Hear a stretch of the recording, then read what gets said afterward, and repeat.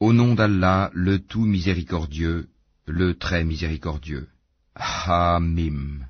La révélation du livre vient d'Allah, le puissant, l'omniscient, le pardonneur des péchés, l'accueillant au repentir, le dur en punition, le détenteur des faveurs, point de divinité à part lui, et vers lui est la destination. Seuls ceux qui ont mécru discutent les versets d'Allah, que leurs activités dans le pays ne te trompent pas. Avant eux, le peuple de Noé a traité son messager de menteur, et les coalisés après eux ont fait de même, et chaque communauté a conçu le dessein de s'emparer de son messager. Et ils ont discuté de faux arguments pour rejeter la vérité, alors je les ai saisis, et quelle punition fut la mienne. Ainsi s'avéra juste la parole de ton Seigneur contre ceux qui ont mécru, ils seront les gens du feu.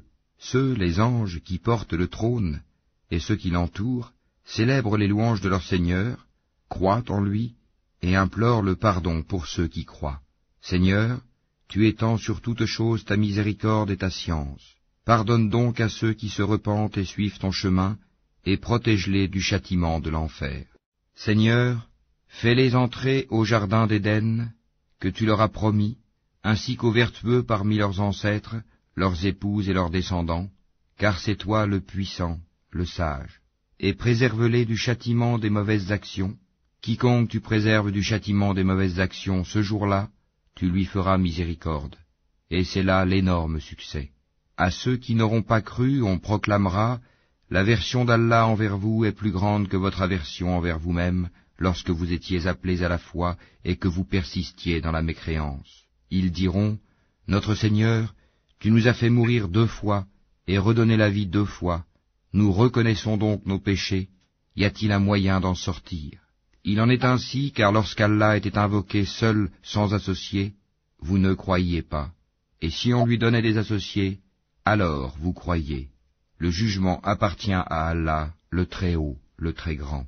C'est lui qui vous a fait voir ses preuves, et fait descendre du ciel pour vous une subsistance. Seul se rappelle celui qui revient à Allah.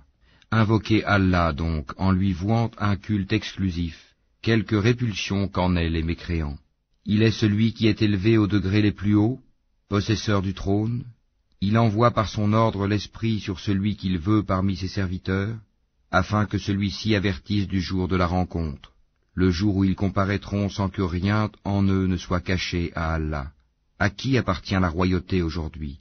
À Allah, l'unique, le dominateur. Ce jour-là, chaque âme sera rétribuée selon ce qu'elle aura acquis. Ce jour-là, pas d'injustice, car Allah est prompt dans ses comptes.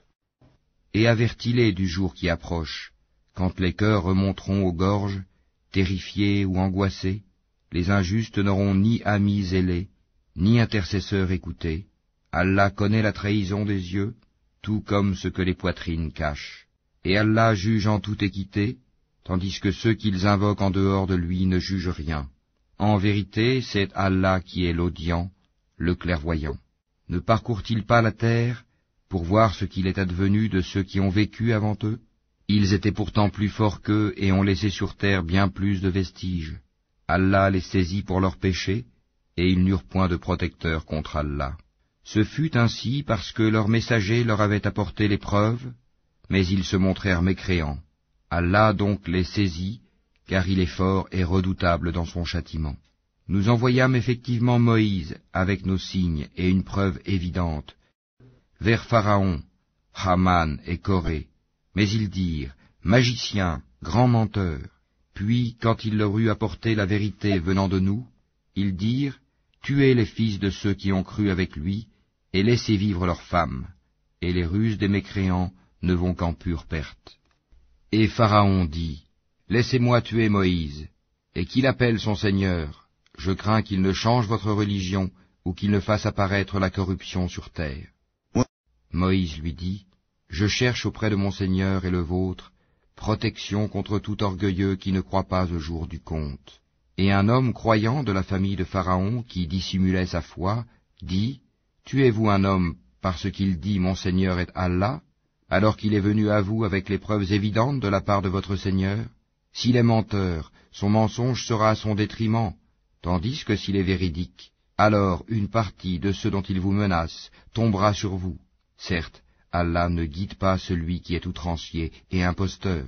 Ô mon peuple triomphant sur la terre, vous avez la royauté aujourd'hui, mais qui nous secourra de la rigueur d'Allah si elle nous vient? Pharaon dit, je ne vous indique que ce que je considère bon, je ne vous guide qu'au sentier de la droiture.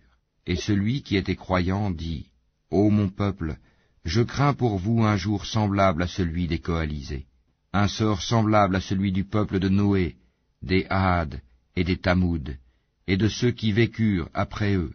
Allah ne veut faire subir aucune injustice aux serviteurs. Ô mon peuple, je crains pour vous le jour de l'appel mutuel, le jour où vous tournerez le dos en déroute, sans qu'il y ait pour vous de protecteur contre Allah, et quiconque Allah égare n'a point de guide. Certes, Joseph vous est venu auparavant avec les preuves évidentes, mais vous n'avez jamais cessé d'avoir des doutes sur ce qu'il vous avait apporté. Mais lorsqu'il mourut, vous dites alors, Allah n'enverra plus jamais de messager après lui. Ainsi, Allah égare-t-il celui qui est outrancier et celui qui doute. Ceux qui discutent les prodiges d'Allah sans qu'aucune preuve ne leur soit venue, leur action est grandement haïssable auprès d'Allah et auprès de ceux qui croient. Ainsi, Allah scelle-t-il le cœur de tout orgueilleux tyran. Et Pharaon dit, ô Haman, bâtis-moi une tour, peut-être atteindrai-je les voies des cieux, et apercevrai-je le Dieu de Moïse. Mais je pense que celui-ci est menteur. Ainsi la mauvaise action de Pharaon lui parut enjolivée, et il fut détourné du droit chemin, et le stratagème de Pharaon n'est voué qu'à la destruction. Et celui qui avait cru dit, ô mon peuple, suivez-moi, je vous guiderai au sentier de la droiture. Ô mon peuple, cette vie n'est que jouissance temporaire, alors que l'au-delà est vraiment la demeure de la stabilité. Quiconque fait une mauvaise action ne sera rétribué que par son pareil, et quiconque, mâle ou femelle, fait une bonne action tout en étant croyant, alors ceux-là entreront au paradis pour y recevoir leur subsistance sans compter.